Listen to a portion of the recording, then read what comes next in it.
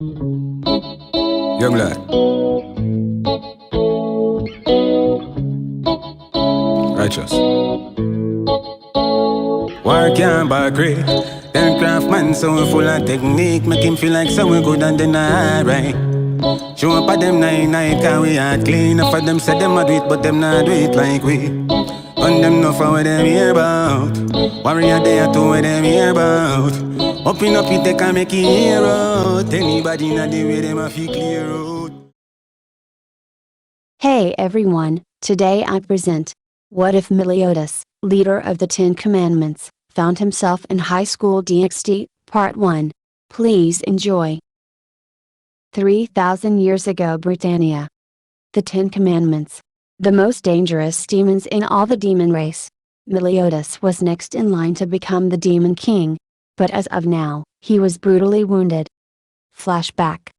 In the Fairy King's forest, Meliodas and his two demon brothers hear out his plan to assassinate Uriel, an important archangel that would change the tide of battle in favor of the demon's side.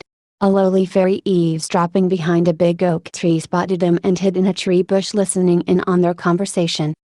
"Meliodas, this is going to be a bloodbath waiting to happen," said the shorter younger brother wearing a red garment revealing a little bit of his chest. Wearing two metal gauntlets on his hands and feet.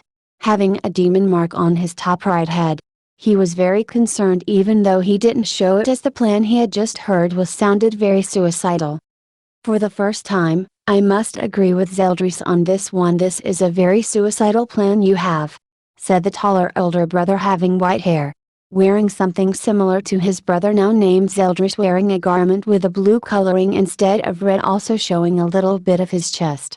He had gauntlets on his arms and legs just like he did, and his demon mark was in the middle of his forehead. He and Zeldris would bicker because they have different methods of doing things.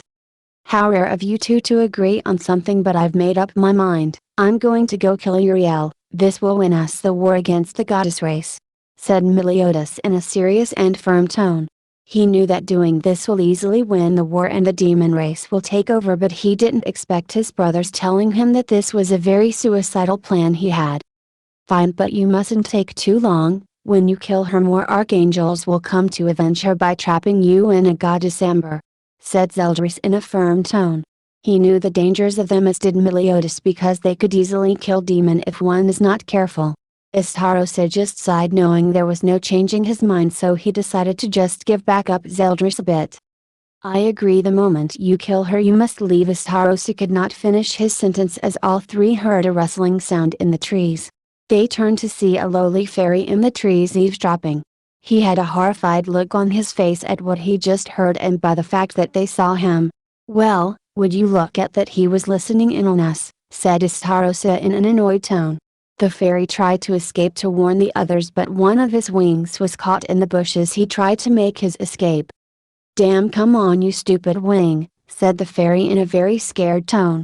He managed to get his wing free, but as soon as he did, he was hit by darkness. He looked to see Zeldris with an evil smirk, then looked at his wound and realized he would die if not healed. He knew how important this was, but he couldn't move, and so he just laid there on the ground. "Nice shot. He shouldn't be able to get very far with his injury, let alone fly," said Istarosa in a relaxed and praising manner. He knew full well that this would irritate Zeldris, but he didn't care in the slightest. That was the point. He lost his legs. He may still be able to fly, but I doubt he has the energy to even make his wings flap, said Zeldris in an irritated tone at Istarosa's praise, but he ignored it. "Good, that pest has been taken care of. Now I can move forward with my plan," said Meliodas in a pleasing tone. After they dispersed, Zeldris and Istarosa left to the rendezvous point and wait for Meliodas while he went to assassinate Uriel. The lowly fairy they left to die had some energy left and called one of the forest animals to deliver his message. "Tell Fairy King Loxinia, what I told you and that I can't return," was all he said before he died from blood loss. The animal understood and left to King Loxinia about what happened. With King Loxinia. King Loxinia had a look of terror written all over his face at what he heard, but he suppressed his expression and nodded, giving the signal to the animal to leave, and it did. "Alert Archangel Uriel and tell her what's going on."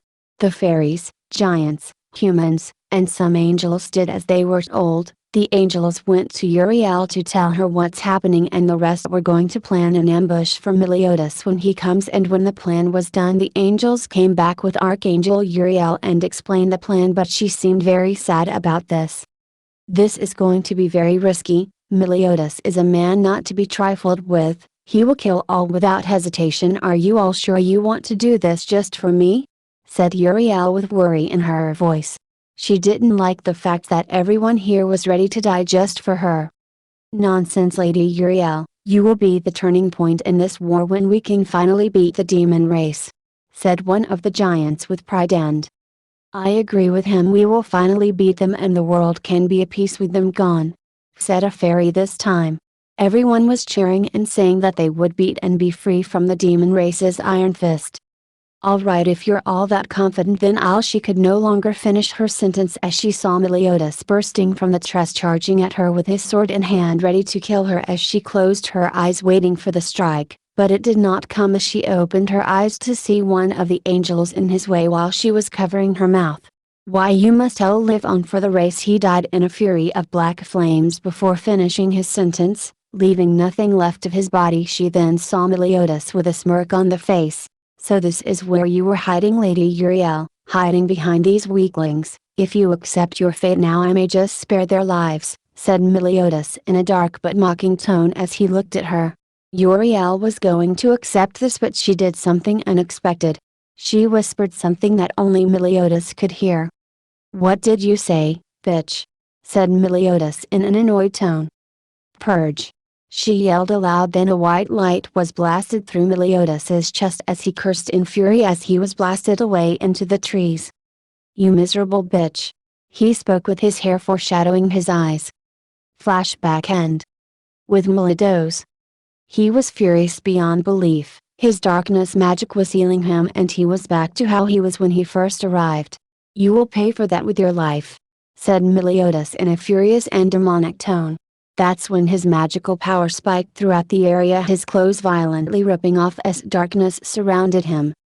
With Zeldris and Istarosa. Both of them suddenly felt a surge of magic where Meliodas should be. They grew a horrified look on their faces. Zeldris, you don't think he went into his assault mode, do you? Istarosa was stuttering as he felt the magical power rise and he grew fearful. Everyone feared when Meliodas went into his assault mode because he becomes the strongest demon other than the Demon King. I think he did, but the question is.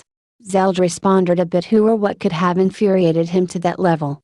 Said Zeldris in a concerned tone, knowing that Meliodas's bloodlust will increase when he is like this. Back with Meliodas. Darkness surrounded him, many fairies and a few humans passed out from the amount of magic that was being outputted from Meliodas. Some were barely able to stand and Uriel looked horrified at what was about to come. Then the magical power suddenly stopped, then they all looked at Meliodas while he had an angered look on his face.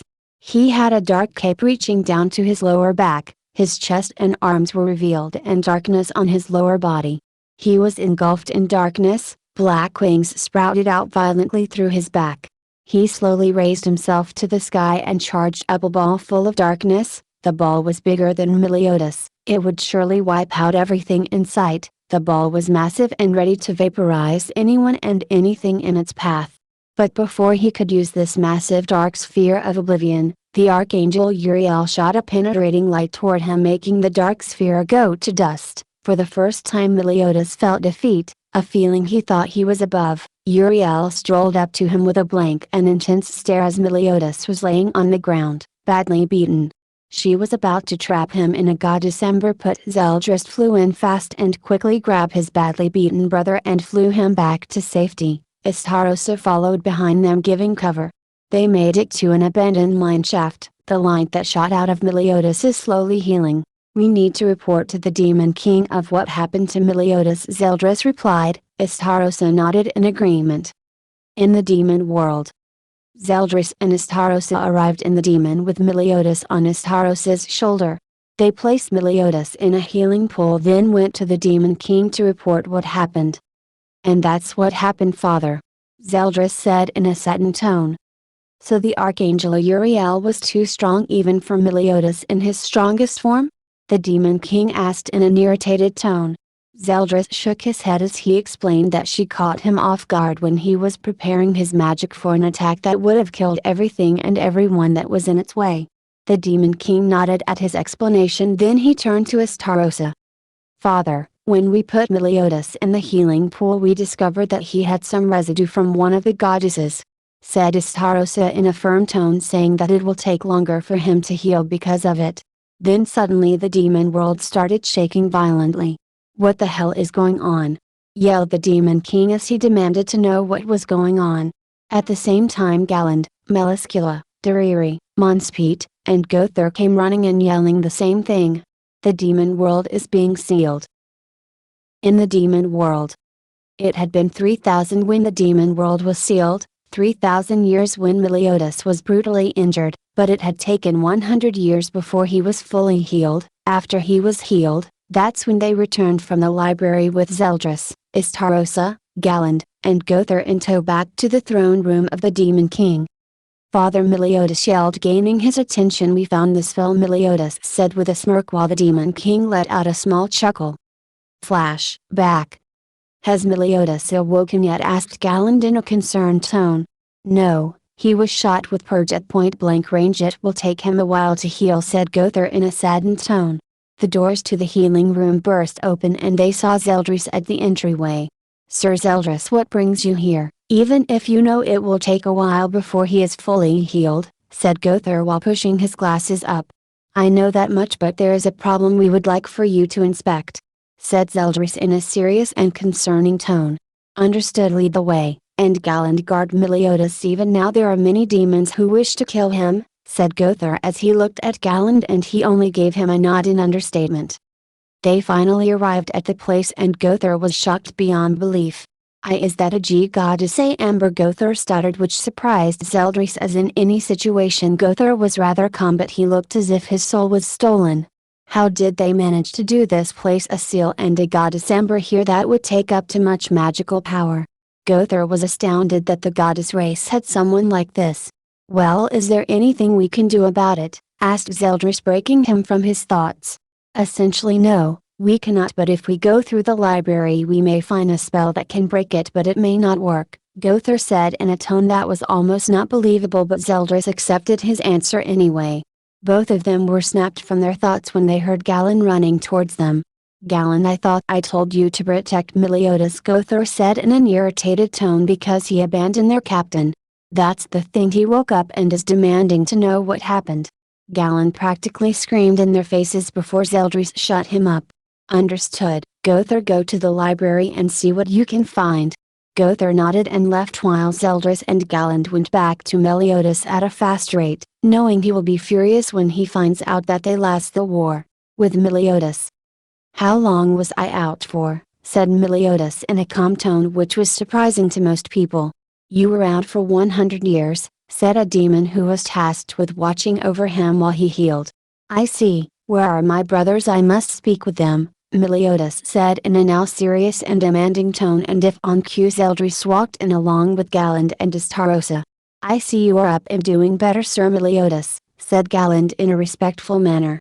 Galland, leave us, I wish to speak to my brothers alone on an important matter. Galland did as he was told and left while Zeldris and Astarosa helped him out of the healing pool.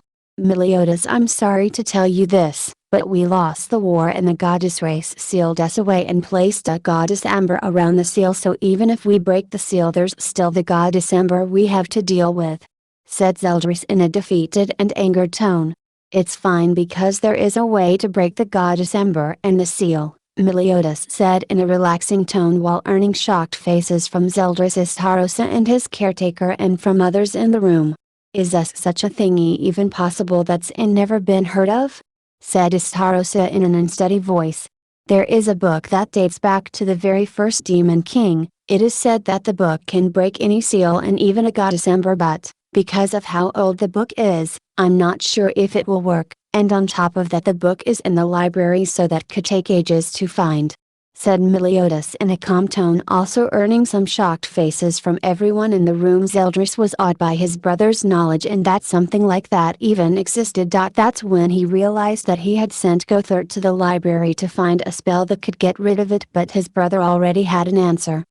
The caretaker snapped out of her daze and quickly took notice Meliodas' lack of clothing and went to get him some, while the rest stayed where they were, still dazed by the information, processing it, making sure they heard correctly. The caretaker came back with clothes and handed it to Meliodas. He was wearing a black shirt with a white vest over it going down to almost his ankles. He had the collar popped out. He also had boots up to his knees and was wearing brown shorts, and he also had a holster on his back for his sword. "Thank you for the clothing. Now go tell my father that I will be seeing him shortly," Meliodas told the caretaker, and she nodded to him and excused herself from the room to tell the Demon King for Meliodas's arrival.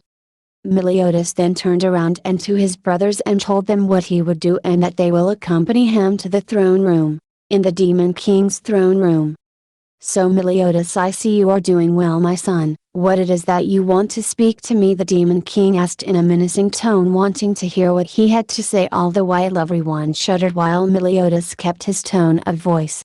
"I came here to tell you that I know of a way to break the seal and the goddess Amber. I'm sure you know the spell that I'm talking about," Meliodas said with a smirk, but it was low that nobody saw, and during that time the Demon King's face almost turned pale at what he heard. Although it was true he knew of the spell, but knew it was dangerous considering how old it was, as well as wondering how he knew of the spell. "True, I indeed know of the spell you are talking about, but you know it could not work, or it could possibly do something else entirely, cause if it's sage, I hope you are ready for any outcome, possibility and consequences that may occur." The Demon King's voice was serious while realizing some magic power, and the people in the room were scared at what would happen while others were happy that there is a spell to free them. "I know what may happen, but I am willing to risk this if I can free us from our world," Meliodas said, wanting his father to give him a chance at this. "So be it then, but the book with the spell is somewhere in the library. That would take at least 3,000 years to find. Good luck in finding it," said the Demon King. But before they left, Zeldris asked a question. "What is the spell we are looking for? Can we have a name to help with our search?" "Seeing no problem," Meliodas answered, "the name of the spell is Virtue of the Nether." The spell was able to disregard most sealing spells and goddess ambers, far stronger than absolute cancel, but it's so old that we don't know if it will work or not, let alone if we can find it," Meliodas said with a little concern. "Well, it won't do us good if we're still standing here like a bunch of dumbasses. Let's go and get a head start in the library so that we have some hope of getting free." Starosta spoke up while leaving, surprising some people with his sage-like words, disregarding his long. Meliodas, Zeldris, who sent a quick word to Gothar that they were on their way to the library. Starosta and Galen went to the library to search for the spell. Zeldris filled Gothar in, and to say he was shocked was an understatement. He knew of many spells but not that one, but he disregarded it quickly as he heard it, and they went to the library in search of the book contains the spell. The Demon King said it was in the forbidden magic area, seeing as that was not only Demon King magic, but for those who did not have enough magical power they would burn to death. That helped their search, but it was still gonna be long knowing how many forbidden spells there are. They entered the library and never left till they found it. Present time. Meliodas returned from the library with Zeldris, Starosta, Galen, and Gothar in tow back to the throne room of the Demon King. It had been 3,000 years since when they first left to find the spell. "Father!" Meliodas yelled, gaining his attention as he looked at his son. "We found the spell," Meliodas said with a smirk while the Demon King let out a small chuckle. "You did well, my son. It is time to break the seal keeping us here. Knowing that you were in the forbidden area you probably learned new spells, but that is not important. What is that we can break the seal and leave this world." The Demon King praised as Meliodas and his brothers said nothing as they accepted it.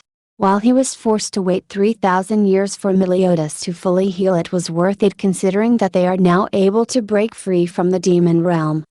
"Don't worry. It will not fail. Zeldris and Starosta have also learned new spells, so we will conquer Britannia when we leave." Meliodas speaking as if almost forgetting that the spell could fail and something else entirely could happen. "Well, as long as you're sure and remember what can happen, then go and free us. the Demon King said and waved off Meliodas and his brothers, telling them to go to where the seal is. Time skip. We finally made it, time to break the seal, Zeldris said as he prepared the spell. While preparing, Astarosa was talking with Meliodas about what would happen with the spell. So do you think this will work? It's thousands of years old and it could kill us for all we know, Astarosa said, a little concerned that they could fail and nothing could happen to the seal. Well, there is always that possibility, but you would not be here if you did not think we had a chance at getting revenge on the other races, Meliodas coolly replied as Astarosa chuckled a bit at his laid-back answer. You're right, I wouldn't be here if I didn't think we had a chance. Alright, let's get going. Hey, Zeldris, you finished the preparations already or what? Astarosa asked in a lazy tone as he knew he angered his brother and could see his tick mark. I would have finished sooner if you two helped, but no matter, I finished anyway, Zeldris irritatedly replied, but diminished at knowing he finished without their help. Alright then, time to go back to Britannia and make them pay for making fools of the demon race, Meliodas said while realizing some bloodlust and magical power. Well, let's get started then. Zeldris finished and he started getting everything ready while the other two stood in the magic circle. Then he said the spell when everything was complete. Virtue of the Nether. Zeldris yelled as the spell took place and magical power could be felt at the palace and then disappeared along with Meliodas, Astarosa, and Zeldris's magical power. They also vanished from the demon realm. The battle with Loki, Norse god of mischief. Issei was struggling against Loki while the others were dealing with his gigantic dog Fenrir. Rios was assisting Issei with Loki along with Rossus. This is hopeless. As strong as we are, Loki is still a god, we cannot defeat him, Rossus shouted, and she was dodging attacks from Loki. Having served under Odin himself, she knew just how powerful a god can be, and Loki was no exception. She dodged another attack from the Norse god as she sent her own magical attacks toward him, only for Loki to put up a shield completely covering himself from any of her attacks. We have to try, even if it's just a little, Issei yelled back while using the pawn's power of the knight's speed to dodge. He fired off a dragon shot, but the god literally slapped the spell away into the ground near him. Issei, I'm sorry to tell you this, but Rossus is right, we cannot defeat a god no matter how hard we try, Rios yelled as she was blown to the ground, creating a crater in the ground as Issei became worried for her. Rios! Issei yelled as he turned back to Loki, who was laughing maniacally, not having a care in the world. She is right, you know, you fools can't stop me, so just sit there and stay quiet, Loki yelled as he blew Issei and Rossus to the ground next to Rios, then started his descent and walked towards them while everyone else looked over but could not help as they were dealing with Loki's beast. It's sad when you try, knowing you will fail, Loki said amusingly, even taunting them. Then he walked over to Rios and Issei, having magic gathered in his hands as he raised his palm in front of the two, as Rossus could just watch and do nothing. I wonder which one I should kill first, the Red Dragon Emperor? Or little sister of Lucifer? Loki asked himself as he pondered on his thoughts when Issei yelled. You bastard! If you're going to kill someone, it should be me, Issei roared as Rios stared at him. She couldn't believe that Issei would sacrifice his life for her own. This had also angered her, knowing that Issei had declared his death. Absolutely not. Issei, you're the only one who can defeat Loki.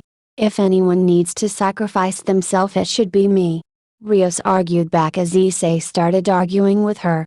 However, their bickering angered Loki, and he made sure that they knew it. If you can't decide, then I will kill both of you, Loki yelled as they looked at him. The god was ready to fire his magic as magical power started pouring through the area. Many who couldn't withstand it passed out as other people found it hard to breathe. Issei tried moving, but he kept being pushed down to the ground, slowly making the crater they were in bigger. Where the hell is this magical power coming from? Yelled Rios as she was also being pushed further into the ground. Loki was very concerned because magical power like this represents that of a Ma'o. Then it all stopped. Those who were still conscious were looking around for the person who caused this. However, from the sky, 3 beings cloaked in darkness fell to the ground and landed in a higher rocky area that was then leveled to the same area they were on, and everyone looked at them when the darkness started fading. 2 men and a boy stood there. The tall one had white hair, another was shorter and had black hair, and the third one was the shortest and had blonde hair, but the three had a serious look on their faces. "This isn't Britannia, it looks like the spell didn't work the way it should have," Estarossa said, slightly annoyed after looking around. He knew what Britannia was like, and this desolate land most certainly wasn't it. "Father did say the spell could do something else because of it," sage Estarossa. Meliodas calmly said as he looked at Estarossa. The demon rolled his eyes before he looked to Zeldris for an explanation. "Everything was correct, Meliodas. I followed the steps exactly, and while we were warned of the chances it would not work, we took it anyway. Besides, I've noticed we have an audience," Zeldris explained as the three of them didn't care about the fuming god before them. Even then, if they knew that it was a god they wouldn't even give him the time of day. "I know, Zeldris. It was pretty obvious from our magical power when we arrived." Everyone looked at them as Loki blew a fuse. The word angry is what some normal people would say, but the people who were with him would say he was furious. "Just who the hell do you think you are? Do you not know who I am? I am Loki, the Norse god of mischief, you puny insects." Loki's voice boomed as he started gathering magic to kill them instantly. But Meliodas smirked. "You say you're a god? Well then." He stopped while looking up at him with his demon mark on his forehead. His eyes were blackened and Loki flinched and took a step back from the bloodlust and stopped his attack. "Then the only insect dying here is you," he finished. While most were shocked by his statement, Loki just chuckled, which turned into full-blown laughter. "You think you can beat me? The Red Dragon Emperor couldn't defeat me. What makes you better than H?" His sentence was cut short as in the blink of an eye Meliodas was behind him while Loki's head was flying through the air until it hit the ground. It was hard for some people to comprehend. In the blink of an eye, Loki was dead, and very few people saw what happened. How could he move that fast and take his head clean off with one strike? Rios thought aloud as Meliodas turned his head towards her.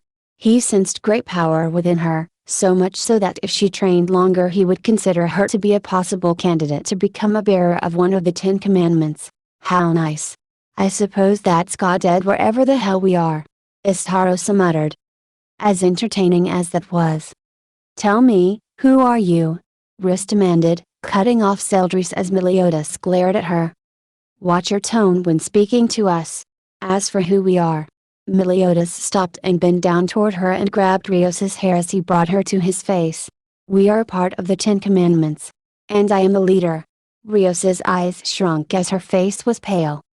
That's not possible," Rios stuttered in fear as she knew that the 10 Commandments were dead and their souls were even taken by Hades himself. So how was it possible that 3 of 10 are here in front of her? "So you've heard of us?" Zeldris asked as Rios nodded. "Yes. You all should be dead," Rios responded while terrified, wondering how they are alive. However, what she found strange was that the power she sensed from them was like a devil, and yet it was stronger. Rios could tell that the 3 before her were powerful, so much so that they could match high-class devils with ease. Well, at least 2 of them. Rios's eyes lingered on Zeldris and Estarossa. She could that they could match a high-class devil with no problem, possibly even rivaling an ultimate class devil. Meliodas, however, could overpower a high-class devil and easily match a devil of ultimate class. "I wondered what happened to the commandments of this world," Zeldris muttered as he looked to his left to see 3 people running towards them. He saw a swordsman, a girl with white hair, and a taller girl with raven-colored hair. Zeldris put his thoughts on hold as he prepared himself for battle. "Get away from her!"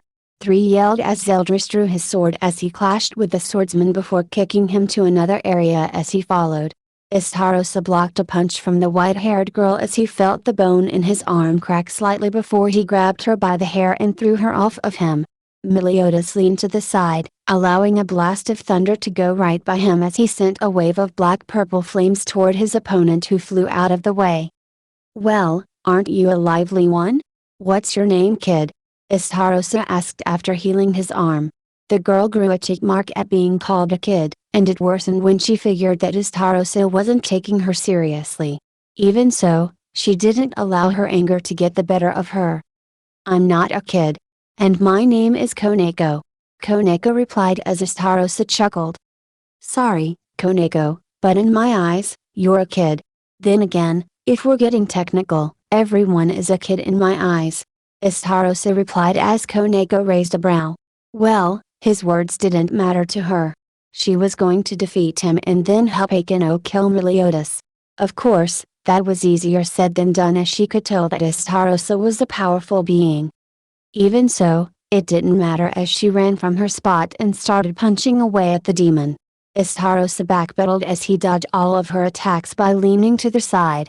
That didn't deteriorate Koneko as she went to kick him in his ribs. However, Astarosa caught her leg and threw her away. He then summoned a sword and pointed it at her. That's pathetic. You may not be a child, but you definitely have the power of one. Astarosa berated as Koneko finally lost it. She could handle many things, Issei's perversions were number one.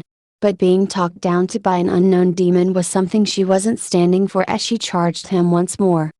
Bastard! Koneko yelled as she gathered strength in her fist and slammed it into Astarosa's stomach. He moved back a few inches before he smirked and brought his sword across himself.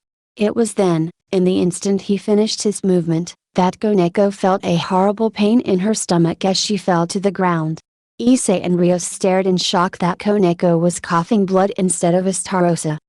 What was that? How did he? Koneko thought to herself as she felt herself blacking out. Astarosa smirked, seeing her confused face as he went to explain to her what had happened. That, my friend, was my magical ability, full counter. I can return any physical attack with double the impact. Astarosa explained as Koneko blacked out. Issei became enraged as he got up and yelled at Astarosa. You'll pay for that. Issei yelled as he rushed the demon and sent a punch to his head. However, Astarosa caught it and flipped him onto his back as he slammed his foot onto his chest, keeping him pinned to the ground. Despite Astarosa's strength over Issei, the pervert was pushing Astarosa's foot off of himself until Astarosa's magical power kept him pinned to the floor. Now, why don't you just stay there and relax for a bit? The other fights shouldn't be long, assuming that your teammates are around the power of your friend here. Astarosa said as Issei growled. He was pissed that he couldn't go and help their friends. Kiba was having a hard time against Zeldris. He thought he could have the speed advantage over his power, but he was proven wrong, very quickly. This is getting boring. We haven't been battling for long, and yet you're already winded. Zeldris was uninterested in his battle, he saw no challenge at all. He expected this new world to have some strong fighter or swordsman, but Kiba just disappointed him. Of course, he hadn't seen the rest of what this dimension had to offer, but if the rest of the place was like Kiba, then he would truly be disappointed. You be bastard! Kiba stuttered as he coughed blood. He was angry and upset with himself that he was putting up such a pathetic fight, and what made it even worse was that Zeldris was looking down on him. Zeldris sighed as he raised his sword. He was expecting something better, but it seems as if he drew the short end of the stick for an opponent. I think it's time for me to end this, Zeldris said as he put his sword across from him facing down. Kiba grit his teeth waiting for the attack. Wave of the Nether. Zeldris slashed his sword horizontally as at first, nothing happened, leaving left Kiba confused. Kiba decided to rush the demon instead of waiting for whatever he had done to happen. However, patience is a virtue, and because Kiba threw this away, he would pay for it. At the last moment, the attack became visible. Kiba's eyes widened at the pitch black flames heading toward him. Kiba had no time to dodge or even block and took the attack head on. He was sent back into boulders until he stopped, and when he did, his body was a bloody mess. He had blood all over his chest, he had burn marks all over from his front to his back from the heat. Then he collapsed. I'm surprised his body is still intact. He's even alive, not for very long, however. Zeldris muttered to himself before turning to Meliodas and his battle. Zeldris already knew that Meliodas wouldn't be long with his battle, and once he was done they would move on and properly learn where they were. Akeno was having more problems than Kiba and Koneko combined. She was in the air flying around thinking she had the advantage, but that was quickly depleting as she saw Meliodas grow a pair of jet black wings as well and took off after her. I do hope that you entertain me before your death. It's been quite a while since I fought in the air, let's see how good you are. Meliodas taunted as he smirked. He wasn't going to get a challenge, he wasn't even going to break a sweat against Akeno, but he would enjoy it while last. Akeno clenched her fist but relaxed and took a battle stance. Don't think you'll get away with what you've done here. Akeno said with a glare and then shot some lightning magic at him. Meliodas dodged all of her attacks as he flew around until Akeno appeared in front of him. Holy lightning! She yelled as a magic circle appeared in front of herself, and blue and yellow lighting shot forward towards Meliodas, but he had a spell of his own. Magma Torrent! Meliodas chanted as magma shot from his hand. Their spells met in the middle, however, Meliodas's spell had done something that was unexpected that surprised Akeno, Issei, and Rias. While Zeldris and Astarosa weren't, having been used to seeing spells or magical abilities that have the same aspect as what Meliodas used. The magma started dissolving the lightning. Although the magma didn't hit her, she still felt the heat of the attack and got burn marks on her arms. Magma Torrent, your magical attacks are completely useless against this spell. Now it's time for this battle to end. Akeno couldn't believe that such magic existed. Magic that dissolved other magic was almost unheard of, but she did not let such information stop her. Your spell may be able to dissolve my magical attacks, but I wonder how it does against something stronger. Akeno yelled as she started gathering her magic again, but she lost her concentration when Meliodas slammed his fist into her stomach and then brutally kicked her down from the sky to the ground, making a crater. You should give up while you can. Perhaps then you won't suffer before your death. Meliodas stared her down as Akeno slowly got up, albeit she was on the verge of passing out. You bastard, I'll kill you. Issei kept yelling, but he still couldn't get up from the magical pressure Astarosa was putting on him.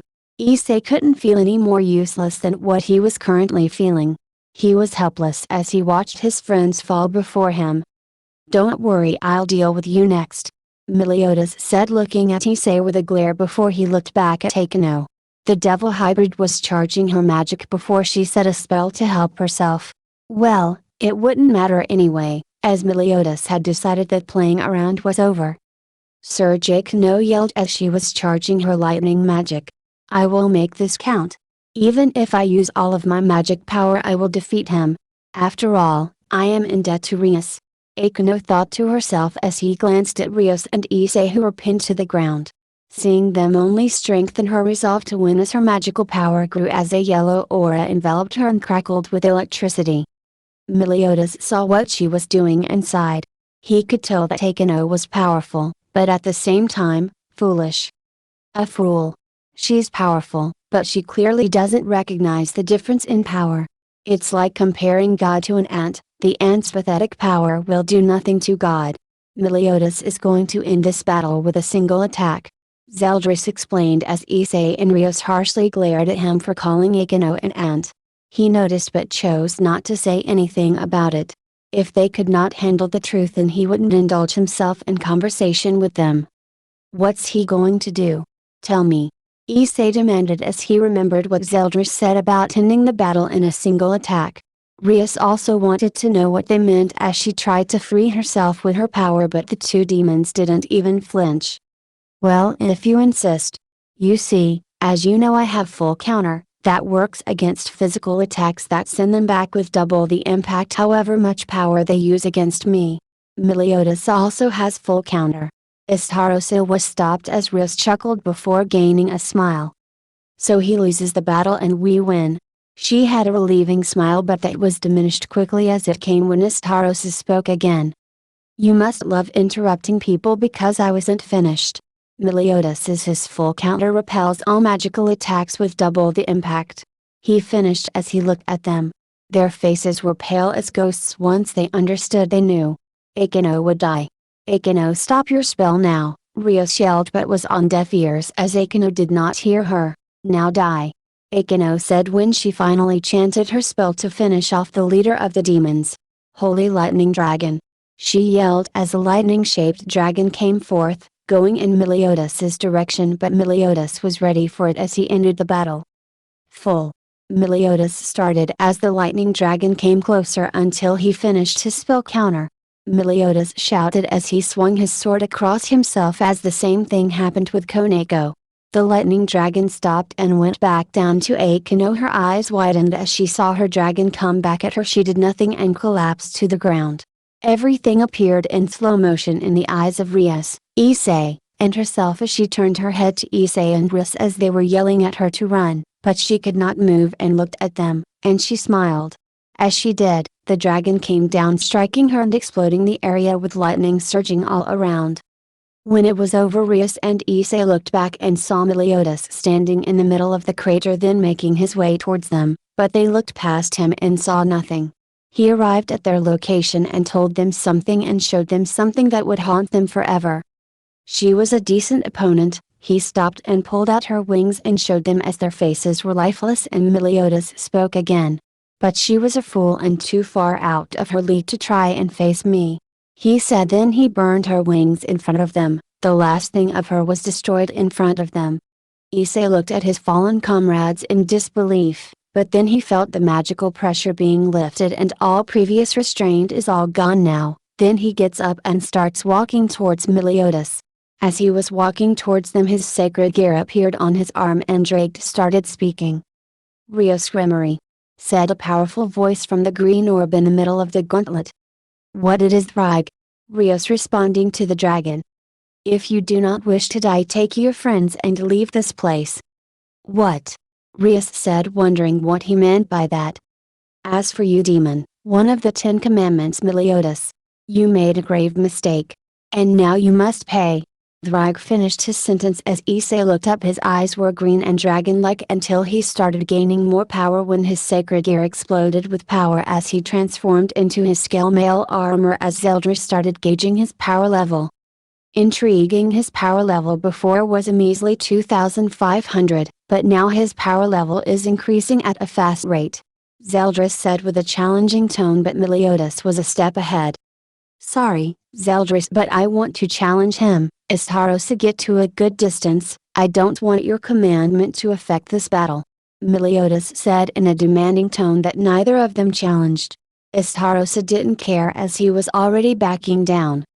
Fine, I wasn't going to stick around anyway, plus I think he's going into a transformation right now.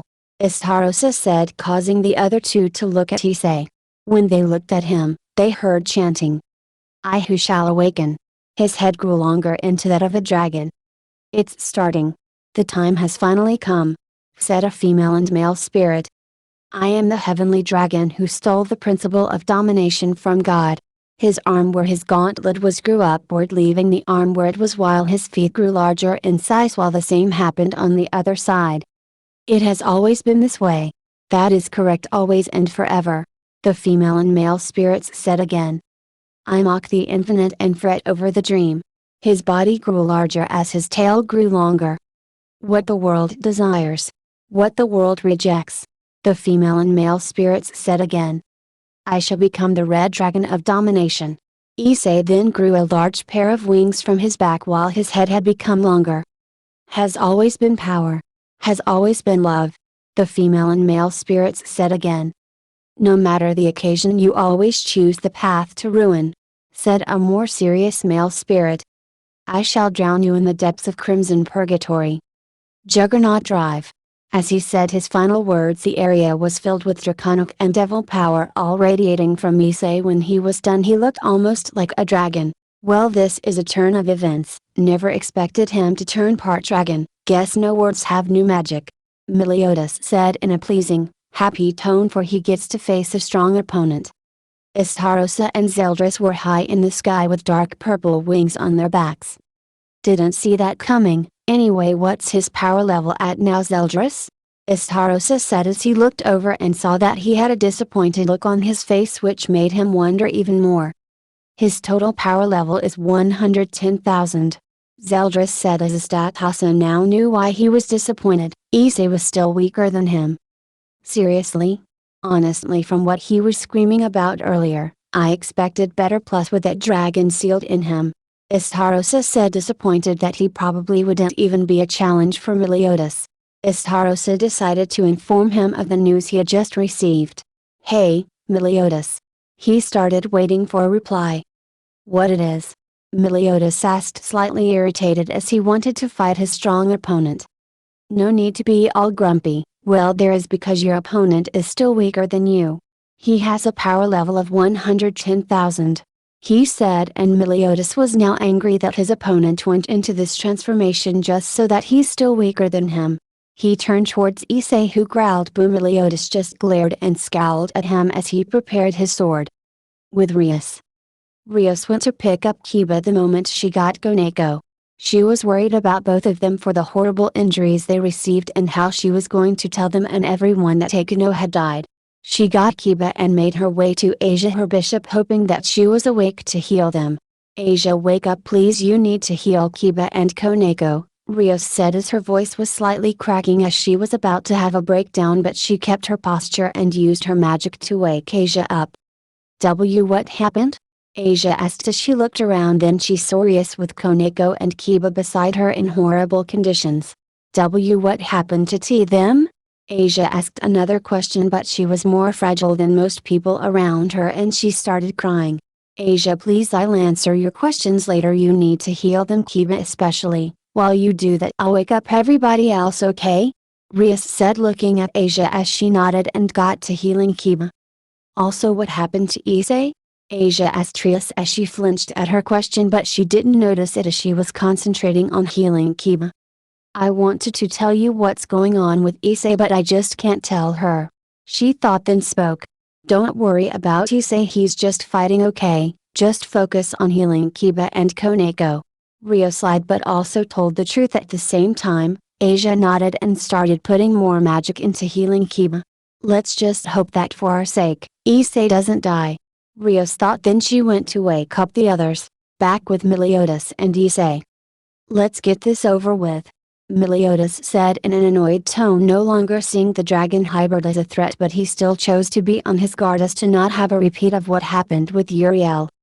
Zeldris and Estarossa are currently watching from the air with wings on their backs, waiting to see how this will unfold. Issei flew in the air and started to do a dive bomb. He had a dragon shot in his mouth at the ready when he was going to meet Meliodas at the bottom, but he fired and stopped his descent. Meliodas saw this and read his sword. "Full counter," Meliodas said as he swung his sword, and Issei's magic went back at him as he received it with twice the power and fell to the ground. Meliodas knew it wasn't over and waited for him to get up. Issei released a dragon-like a roar, but on the inside of his mind, he was yelling but one thing: Akenko. Issei released another unholy roar. He charges at Meliodas. While Meliodas was ready to slash him with his sword, he was unprepared for Issei's speed and took off his arm and threw it to the ground. Meliodas was slightly annoyed but used darkness to bring his arm together, looking as if nothing happened. This is going to be troublesome. While Meliodas is dealing with that human, but that Rios girl is going around waking up her comrades. This will be bad, but I don't think they'll attack us knowing what we can do, Zeldris said while looking at Estarossa, then glancing back at Rios.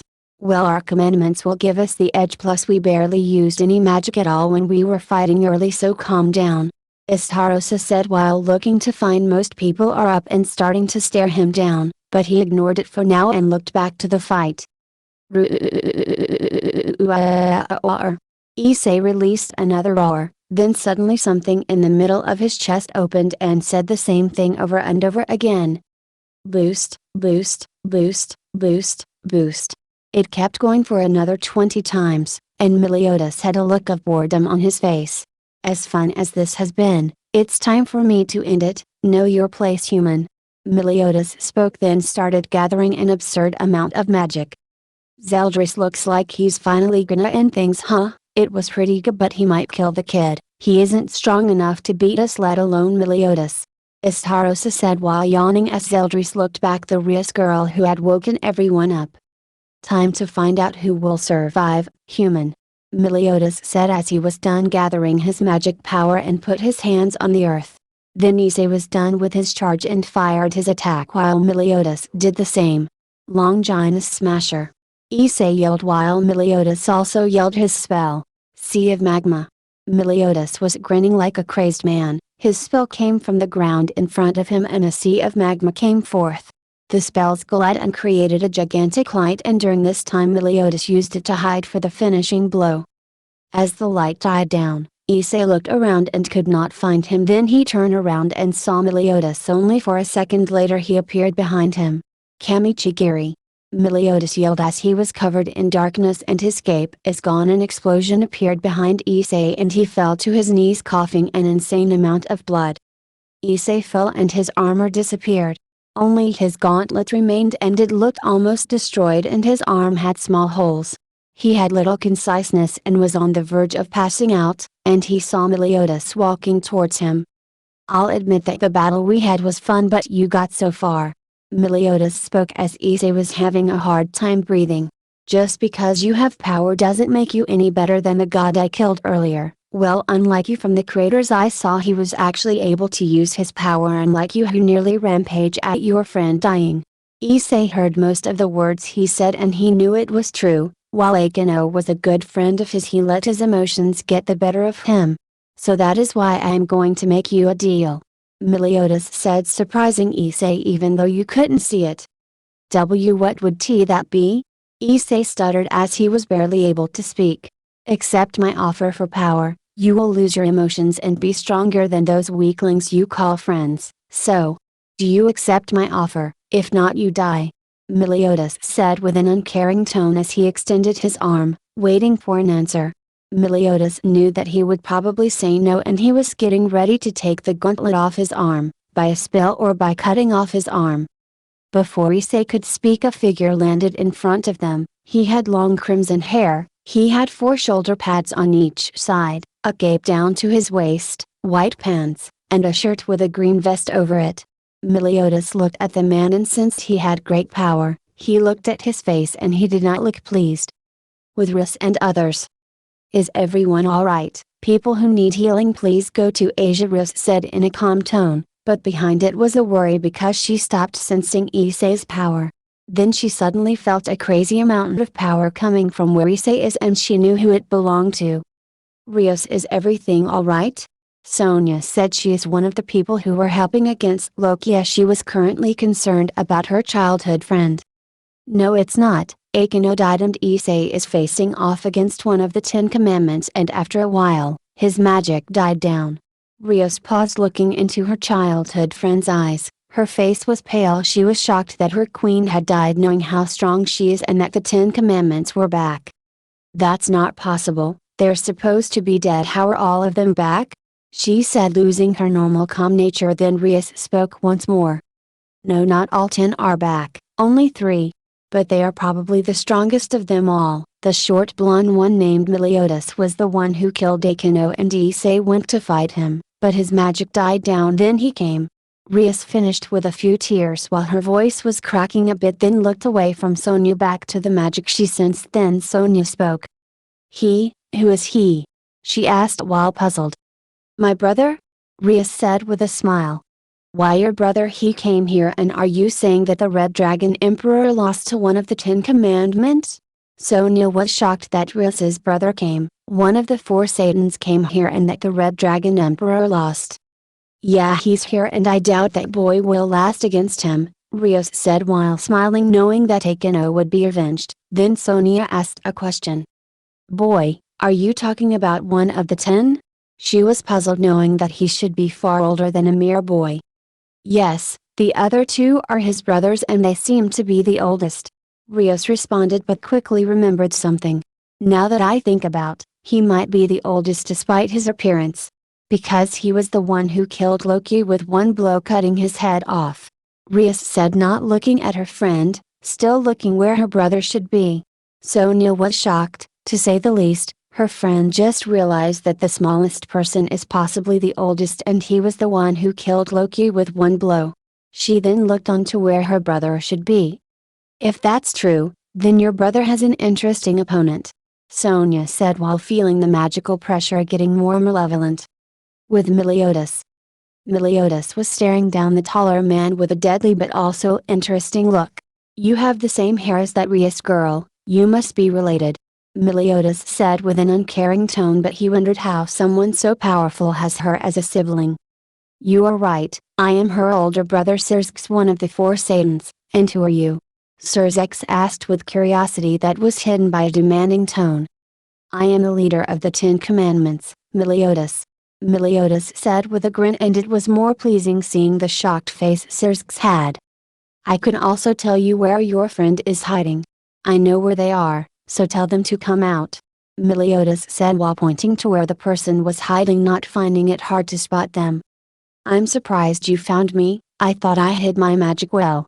The person came out of hiding with a smirk, but their eyes told a different story. The eyes said that if you mess with them or piss them off in any way, you were a dead man. The person came out and revealed a beautiful young woman appearing to be in her early 20s with back-length silver hair that features a long braid on each side with small blue bows at the ends, while the rest is let down with chins and twin braids and red eyes. It wasn't that hard, you reek of power and death, would you like to try and challenge me as well? Meliodas asked in an amusing tone, wanting an answer, but all he got was a cold stare and some magical power and some killer intent. Then he did the same. I can do this all day, you know, now why don't you give it up, boy? The woman said in a demonic tone, and was now realizing some power, thinking it would scare him, but she couldn't be more wrong in her life. You dare call me boy? I am far much older than you think I am. And you call this killer intent? You call this magical power? I don't think you know what true fear is. But today I will show you true fear. Meliodas said in a dark, cold, demonic tone, putting the women to shame. His hair covered his eyes, but he raised his head and revealed his eyes were dark purple with a black mark on his forehead. He released killer intent and an absurd amount of magic. What the hell are you? The woman yelled, her calm strict nature now gone, replaced with only fear and terror, wondering if this is boy. No, this demon was going to kill her, and this did not go unnoticed by Xerxes. No way, is he scaring Graphia, and she even scares me. The Satan thought, slightly praising Meliodas but also remembering the times that Graphia scolded him to do his work, threatening to tell his wife if he didn't. Let's calm down a bit, and not kill each other, is that possible? Xerxes asked. Meliodas looked at him, making him slightly flinch, then looked back at Graphia and stopped his magic and killer intent. Fine, but let me warn you, the next time it happens, I will kill you, without a second thought. Meliodas said in an encouraging and malevolent tone, making sure that she would not try it. Understood, now let's get down to business, and Graphia takes say and go find my sister, okay? Xerxes said with a demanding tone, not wanting to risk the life of his wife. She silently nodded while growing bat-like wings, picked up say, and flew off. With Rias. Rias was worried about her brother. She suddenly felt Graphia's magical power, then something else far stronger than hers. She was broken out of her thoughts when Asia and Zenobia walked up to her. Hey Rias, can you tell us what's going on? I can only remember strong magical power coming from the sky while we were fighting Loki's pet, then I passed out, and looks like everyone else passed out too. Zenobia said while asking what happened during the time they were knocked out. Yeah, I would also like to know what happened. I healed Koneko and she woke up not too long ago, but Kiba's wounds were too severe. I could only heal to a certain point, but he died. Asia cried as she fell to her knees, mumbling how if she was stronger she could have saved him. Asia, it's not your fault, you did the best you could. Zenobia tried to comfort her, but she couldn't as she kept crying. I lost Takano and Kiba. When I get my hands on them they will die. Rios thought while clenching her fist, but then remembered that she had to tell everyone about Takano's death. Asia, it's okay, my brother is dealing with the people responsible right now. Rios said in a calming tone, getting Asia to look up and stop crying. Ah really? Asia asked, slightly stuttering. Trust me, everything will be fine, but get ready to heal say. I sense he's on his way here, but magic is very low. Okay, Rios said, getting Asia to not leaving while Zenobia stayed. Rios, is there something you're not telling her? Zenobia asked, knowing something was wrong. There is, but I'll tell everyone about it later. Rios replied, looking back to where her brother was as Zenobia just nodded and waited for Issei. With Meliodas and Xerxes. "Tell me, why are you here?" Xerxes asked, wanting some information as to why and how the commandments were back. "To make a long story short, we used a spell to break out of a seal and it did not go as planned," Meliodas said with an angered voice. While he was grateful that he was alive, he would have preferred being in Britannia. "Looks like they were dangerous wherever they came from," Xerxes thought, but then Meliodas spoke. "If you're thinking of trying to kill us, don't even try it, for you'll be dead before you hit the ground," Meliodas said, clearly not in the mood for any games. I shouldn't anger him even more. From what Jogd told me, he killed Loki with one strike and no one saw him do it except Rios and himself. Xerxes thought back when Jogd contacted him through telepathy. During their little stare down, Meliodas received a telepathic message. "Hey Meliodas, I got kinda bored so I went off to play with the other people in the area," Istarosa said in a lazy and uncaring manner, and Meliodas seemed a little pissed off that Istarosa would leave just to satisfy his boredom, and a little more pissed off wondering why Zeldris didn't stop him. "When I get my hands on him he'll regret leaving without asking," Meliodas thought in a cold and deadly manner, but also knowing that it has been a while since they arrived and he also told them to wait in the air, so he could now understand why he left, but that did not mean he would get away without punishment, he would only lighten it slightly.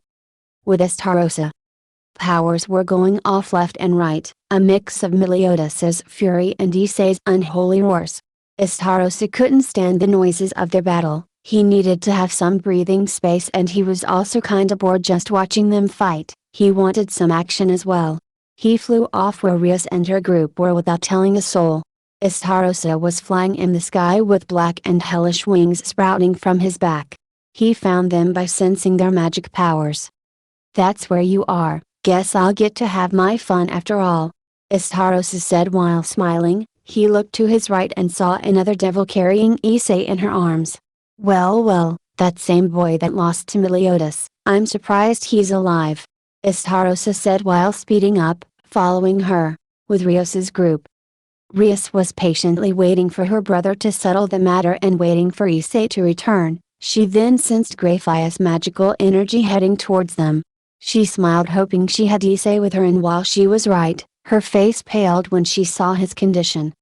His arm where his sacred gear was almost destroyed, you could see tiny holes in his arm and his arm was completely red and you can see his red veins trying to explode out of him. "Issei, is that are really Issei?"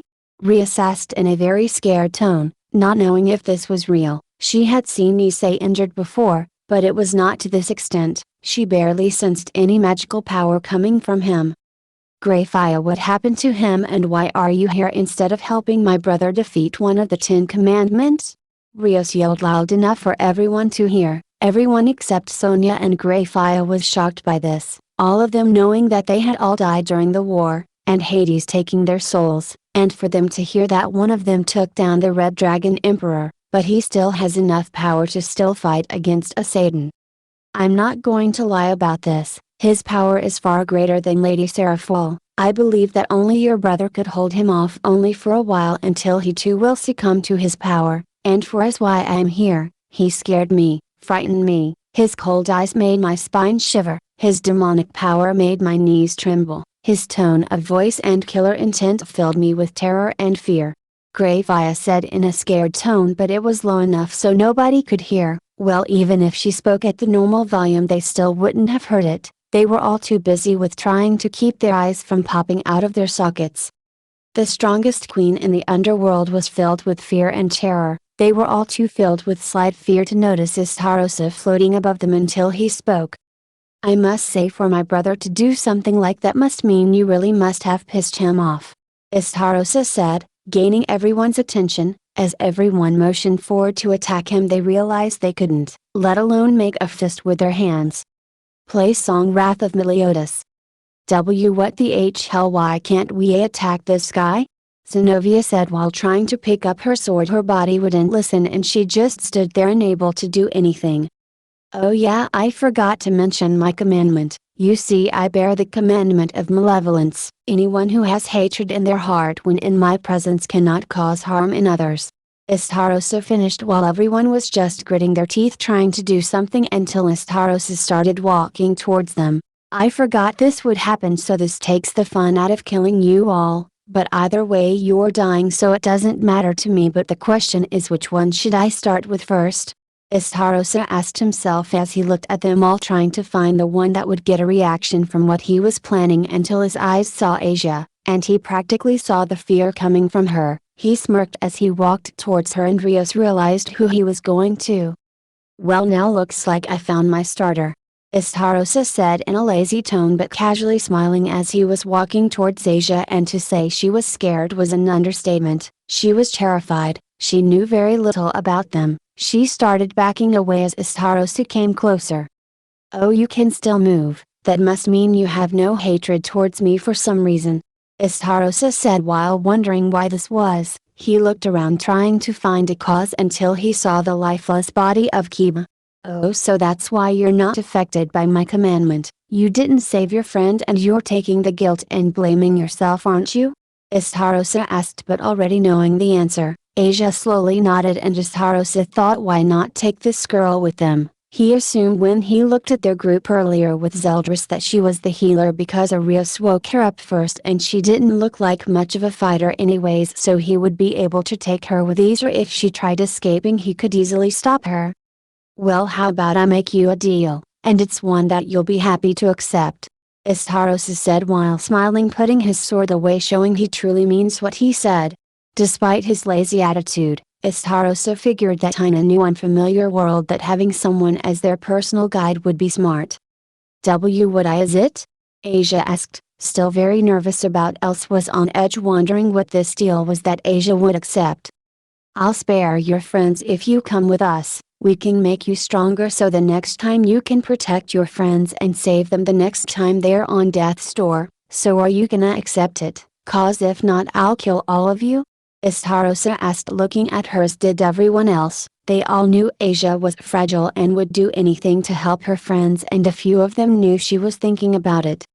Would you really spare them if I go with you? Asia asked, and now everyone knew she was gonna go through with it. Estarossa only smirked before he nodded.